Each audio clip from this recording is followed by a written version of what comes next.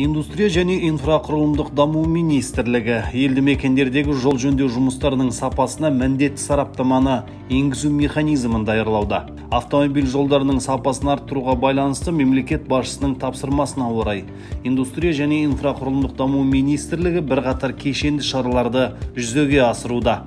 Атап айтқанда көлік саласына қатысты жаңа заң жобасы даярланды.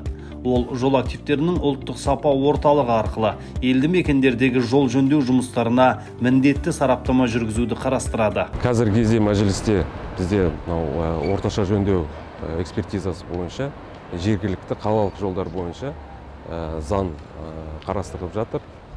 Қазіргі уақытта қалалық әкімшіліктер өз проекттарын жасаған кезде орташа жөндеу бойынша қазіргі кезде ведомстволық экспертиза өтпейді.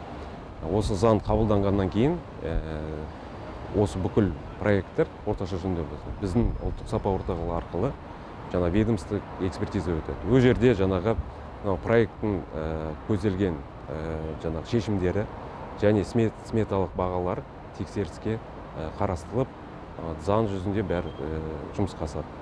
Қазіргі уақытта жергілікті әкімшіліктер жөндеу жұмыстарына өздері жоба жасайды.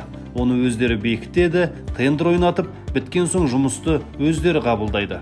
Жолды пайдалануға бергеннен кейін техникалық қадағалау мен жобаны жүзеге асырған мекемелер жөндеу жұмыстары барысында қате шешімдер мен ақаулар үшін жауапкершілікке тартылмайды. Осы олқылықтың алдын алу мақсатында заң жобасы қазіргі күнде парламент мәжілісінің қарауында.